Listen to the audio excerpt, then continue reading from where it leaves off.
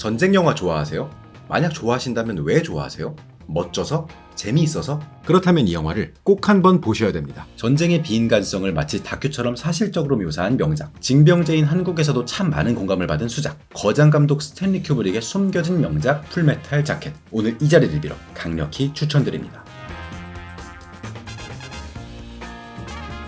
일단 이름은 익숙한데 누군지 잘 모르겠는 스탠리 큐브릭 감독님부터 정리하고 갈게요. 스탠리 큐브릭은 전에 소개했던 알프레드 히치콕, 존 포드와 함께 20세기를 대표하는 영화 감독으로서 여러가지 위대한 영화들을 만든 감독이에요. 터미네이터, 타이타닉, 아바타를 만든 제임스 카메론 감독은 스탠리 큐브릭을 회상하며 나는 스탠리 큐브릭 감독의 새로운 영화를 볼 때면 그가 나를 다시 놀라게 할 수 있을까 하고 생각했다. 그리고 그는 항상 그럴다 라고 했고, 조스, 주라기 공원, E.T.를 만든 스티븐 스필버그 감독은 스탠리 큐브릭은 영화 연출 역사상 최고의 거장이며 우리는 모두 이분의 영화를 모방하느라 허덕였다 라고 했대요. 아니, 스탠리 큐브릭이 대체 어떤 영화들을 만든 사람이길래 이렇게 유명한 거장 감독들에게도 칭송받을까요? 자, 그의 대표작으로는 시계테어 오렌지, 샤이닝, 풀메탈 자켓, 2001 스페이스 오디세이, 롤리타, 아이즈 와이드 샷, 닥터 스트레인지 러브가 있습니다. 작품 수는 많지 않지만 하나같이 영화 역사상 위대하다고 손꼽히는 작품들이죠.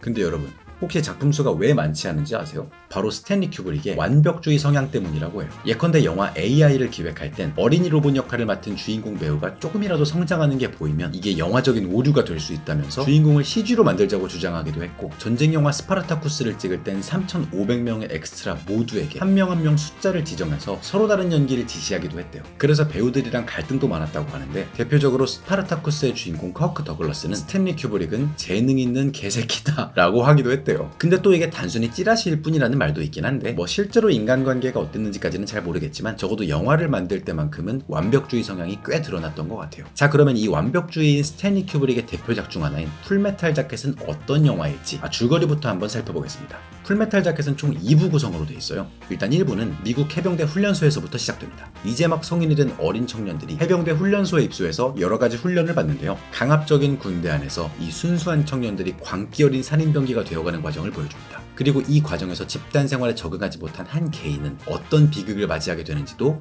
아주 끔찍하고 솔직하게 그려내요. 더 이상 순수한 청년이 아닌 이 킬러들이 월남전에 참전하면서부터 영화 2부가 시작됩니다. 끔찍한 전장에서 벌어지는 참혹한 지옥도가 펼쳐지죠. 그런 전쟁을 치러가면서 영화는 절정으로 흘러가는데요. 적군에 있는 단 한 명의 저격수가 전체 부대를 몰살하고 나중에 주인공 부대는 그 저격수의 정체를 알고 나서 충격에 휩싸이게 됩니다.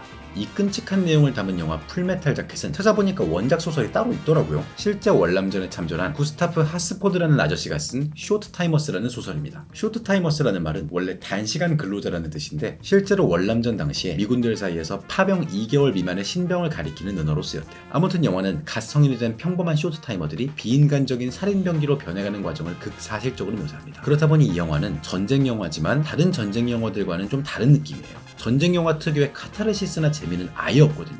물론 그 어떤 전쟁 영화도 전쟁을 미화하려고 하지는 않지만 그래도 일부 전투씬에서의 쾌감 같은 건 어느 정도 연출된다고 보이거든요. 하지만 풀메탈 자켓은 그런 쾌감은커녕 러닝타임 116분 동안 인상을 팍 찌푸리고 볼 수밖에 없어요. 이 전쟁의 참혹함과 광기를 진짜 있는 그대로 아까 말했듯이 무슨 다큐처럼 보여주거든요. 아마 그 어떤 사람도, 특히 군대나 전쟁에 대한 두려움이 있는 사람들은 이 영화를 보면서 단 한순간도 웃을 수 없을 거예요.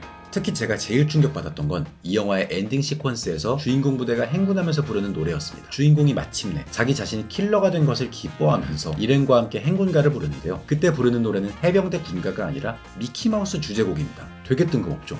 근데 저는 이게 너무 소름 돋더라고요. 그러니까 이 킬러들한테 살인이라는 건 더 이상 죄스러운 행위가 아니라 그저 순수한 욕망일 뿐인 거죠. 마치 미키마우스를 보는 어린아이들처럼요. 뭐 우리나라로 치면 군인들이 대규모 학살을 하고 나서 뽀뽀뽀나 곰새마리를 부르는 꼴이겠네요. 이렇게 날카롭고 묵직한 메시지를 날리는 명작 풀메탈 자켓은 개봉하자마자 흥행을 하지는 못했어요.